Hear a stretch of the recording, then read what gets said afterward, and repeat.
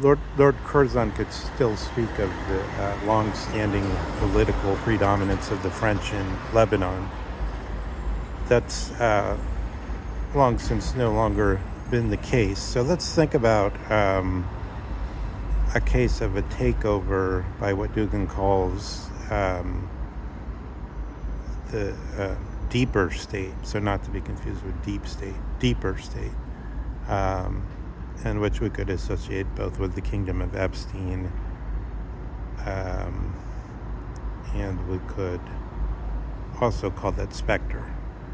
So that's let's look at a case of it. So we have this guy.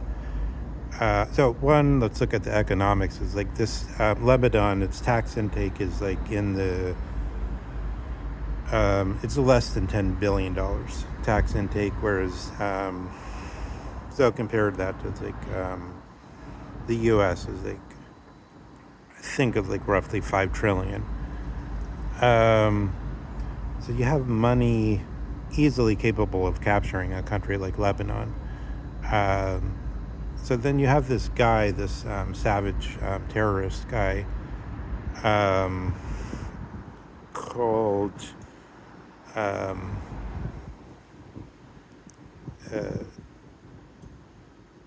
Joseph Aoun.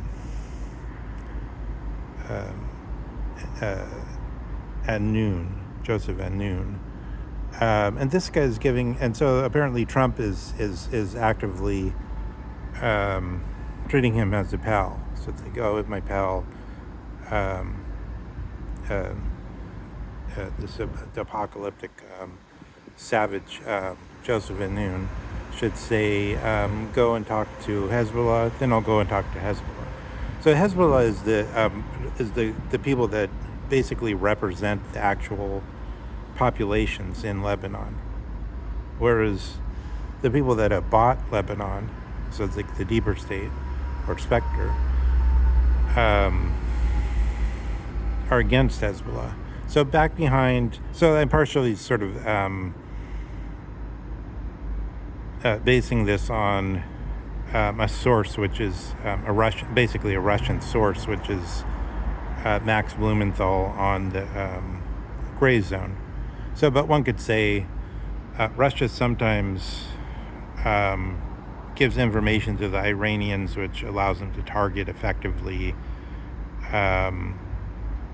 American infrastructure in the Middle East. So it's like, just because we're dealing with a non-NATO aligned outlet, which may be a Russia aligned outlet, the gray zone, Max Blumenthal, doesn't mean that they don't, even for that very reason. I mean, sometimes like their special services want us to know something, and that thing is actually true. So it's like, one thing he says is, this general that Trump is talking to is bought and paid for by basically a SPECTRE guy who gave like a big donation to the Holocaust Museum in Washington, D.C. and went there in person with the female companion to sort of like show off the moment when they put their name engraved in marble on the side of the wall. Antoun Sehnaoui. So Antoun Sehnaoui is put down as sort of a liquid class billionaire. But so the thing is, like, we don't actually know. It's like, you say somebody says they're a billionaire, but maybe they don't want you to know how much you have. So it's like, if you're Elon Musk, you want to say you're a trillionaire because you want to get people all excited about making investments in your ventures. But if you're Antoun Sehnaoui, you don't actually really want people to know how much power you have, because you're some kind of warlord or deeper state agent, like the kingdom of Epstein. And so there's not like there's a way you could really take a survey and find out how much money people actually control, like whether people who are the actual trillionaires and so on, and who are just the ones that are just because they're hyping up a commercial venture are putting themselves out as trillionaires, and then because as they say with currency in general, because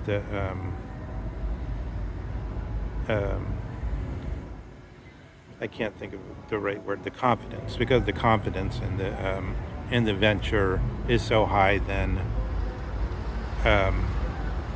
the people who do ratings on like how Moody's or whatever, on how to deal with collateral according to like who own, like do you own a certain part stock in Musk's venture, and then like what's it worth, and like how could you value it, and so on. Say Musk is a trillionaire, and it's like translates into all kinds of banking stuff, but as Epstein said, nobody actually understands the economy, right? So like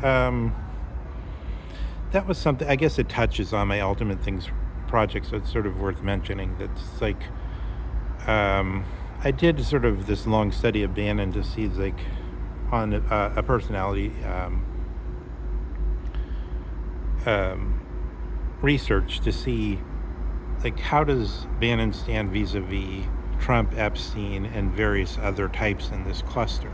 So it's like my personality theory goes basically on the notion that in sources like Homer and other archaic sources, you get personality theory, and it's more powerful and better than the modern theories, such as in Carl Jung and some others. And also, you could say in a certain way that Husserl, his whole life was devoted to creating the possibility where you had a sort of Entwicklungsfähigkeit, or capacity to develop from the point right where you are about to overcome the psychologism. So it's like right when you're, so personality is sort of on the side of saying it's like a transcendental force of the human psyche, human psychic agency, as against natural direct phenomenological research to the thing, it's as against the Dasein an sich, or to the thing itself in Husserl's sense. Yeah,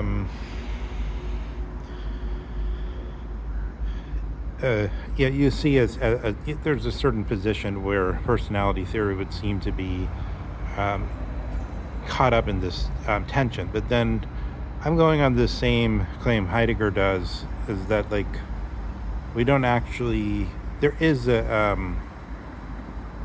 memory of this inception that's prior to the object-subject division. And so it's like we have a record exactly in the OED of when the object-subject division took over the English language, because it said like objectivity and subjectivity, quote-unquote, almost changed in meaning they totally scrambled and not even became opposites, but just became totally something else, because they became what Descartes said. But I'm of the opinion that we could still get this remote echoes of this pan-Hellenistic period. Like I said, like a pan-Hellenistic, it's like there's all the policies, whereas Hellenistic is like after Alexander is like created an imperium. So it's like that's what Hellenism is. It's like everything becomes one in a way, whereas pan-Hellenistic is the older time when there's the archipelago of policies. And out of this sort of, either out of that pan-Hellenistic period or from a greater, sort of both, I guess, like maybe the original Homer is sort of prior to the properly cosmopolitan or pan-Hellenistic time, and then because there's so many rhapsodes, so many performances of the thing, it was forged by the sort of gauntlet or whatever of the policies. Sounds like vaudeville almost, but in any case, I think the one song in Over the Rainbow is actually a very touching song. I think it's by a Jewish immigrant and who was involved in vaudeville in some way. But sometimes it got very um, sort of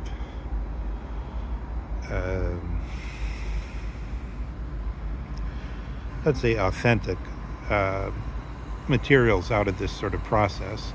And so, yeah, you have a if Homer thinks type of, does Homer think type of question, and then you kind of get out of it, like you see these types, you see sort of, and then I was putting, the guy that called Trump a rat bag, Rod Stewart. I think he's like a Achilles type in that group, and then Trump is Hercules type, which I also associate with the crooked-minded Kronos. And you see Epstein as Agamemnon type, and then you see sort of like Dennis Hopper. Not sure, maybe as, I almost want to say as the Theseus type in that group, but I'm not sure. Joe Rogan is the Theseus type. It's sort of slightly defected of the intelligence, and slightly effeminate in a certain mental way. But I don't know if that can be said of Hopper. It's sort of, that's sort of, let's leave that unplaced for the moment. But it then seemed to me, and then I was looking for a long time, sort of like, is there an Odysseus or Hermes type in it? Could it be Bannon? And then I sort of finally ruled it out.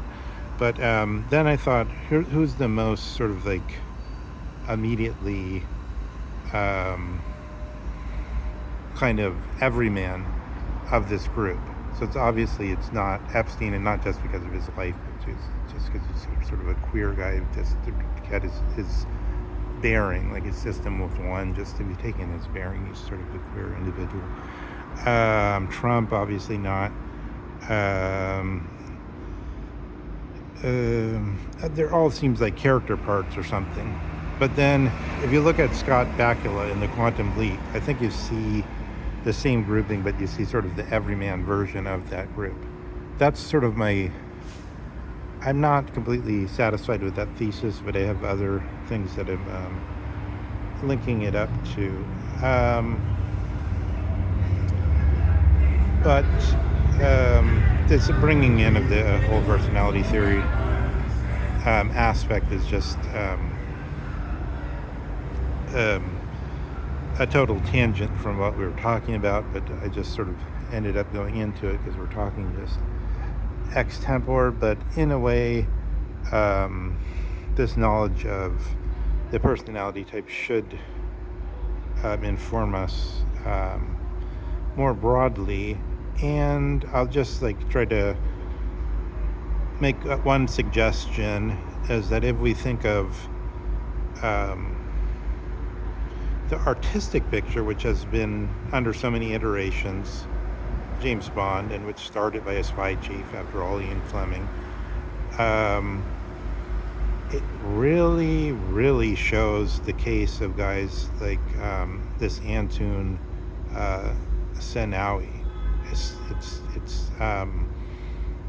simply it's almost like you could say the play playing out in the actual situation is a better version of the Bond, what sort of like the rhapsodes being each of these directors and so on, that and people that play, and also in a certain way the actors who played the lead part in Bond in different iterations, or in a certain way they're like performing the singing of the this epic of the liberals, which I think is like sort of like, if there's like a in that Lost Winkelmann sense of the großes Stille, or whatever, the silent grandeur of the thing, which is supposed to be it pushes aside all diversity. It becomes narrow. It pushes aside all multifacetedness. It becomes absolutely narrow. It only says, this is the Song of the Men of the Mist, the Nibelungenlied, Evil Ungolide. Um, it said something about a specific Dasein. So it's like, in a way, we do have a nice parallel on the way Iliad produces personality theory and the way the Bond films produce sort of personality character type theory, in which they do convey, if true, they convey a very nice image. I can think of so many Bond films that totally portray this public profile of Sehnaoui.